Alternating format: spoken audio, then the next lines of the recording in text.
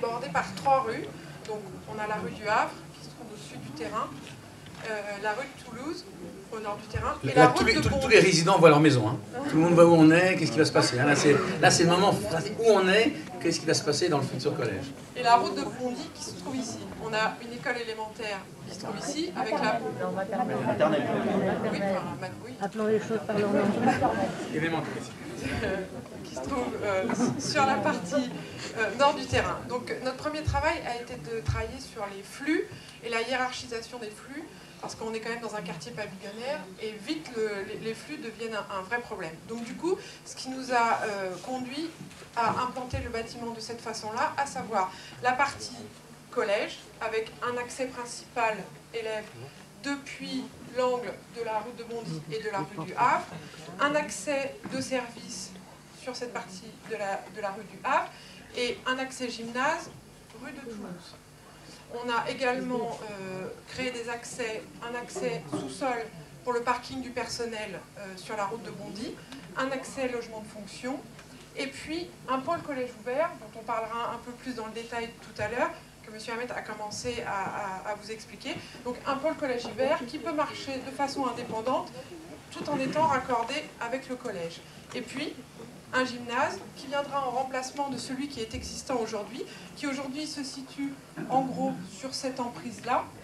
Donc ce collège sera démoli une fois que nous aurons construit le futur gymnase. Ce qui aussi explique son implantation, puisqu'il faut dans un premier temps construire le gymnase de manière à pouvoir conserver le gymnase existant et donc faire le transfert, une fois que le futur gymnase sera construit, pouvoir démolir le gymnase existant. C'était une des contraintes. C'était une des contraintes majeures de la ville qui a mis une pression en disant nous n'avons pas d'arrêt de l'activité gymnase.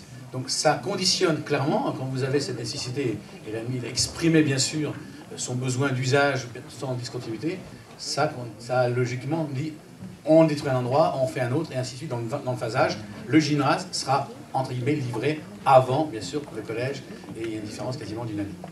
On a également un plateau sportif qui viendra également en remplacement du plateau sportif existant qui se trouve ici aujourd'hui. Ce plateau sportif, c'est un souhait de la commune, restera en libre accès de manière à ce que, comme aujourd'hui, l'ensemble de tous les habitants de la commune puissent l'utiliser. Bon, alors bien sûr, après il y aura des temps prévus pour le collège et pour les autres associations, mais l'idée c'est que ça fonctionne exactement comme il fonctionne aujourd'hui, en libre accès. Nous avons aussi travaillé sur le séquençage, parce qu'on se trouve ici dans un quartier pavillonnaire où ce type d'équipement forcément prend un peu d'ampleur et a un impact très important. Donc on a essayé de retrouver le séquençage qu'on peut trouver dans le secteur pavillonnaire, on a quand même beaucoup de maisons de ville qui sont très séquencées. Donc ce qu'on peut retrouver, et on le voit rapidement sur le plan masse, c'est qu'on se retrouve avec des séquences. Et les séquences vont permettre de créer un rythme au niveau des façades et donc de perturber le moins possible le quartier.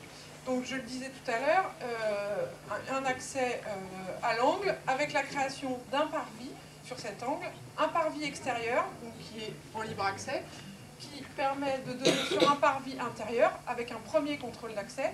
Ce parvis est donc fermé par une clôture. Depuis ce parvis, on va accéder au garage à vélo et ensuite à l'intérieur du collège. Les logements de fonction ont été mis sur le toit. On voit que le terrain est déjà bien rempli. Donc on a installé les logements de fonction sur le toit du collège avec des terrasses qui donnent toutes sur la partie route de Bondy pour éviter les nuisances par rapport à la cour de récréation. La cour de récréation, elle va s'étaler sur toute la partie nord du terrain et puis on a un accès préférentiel de la cour de récréation jusqu'au gymnase pour les utilisateurs du gymnase.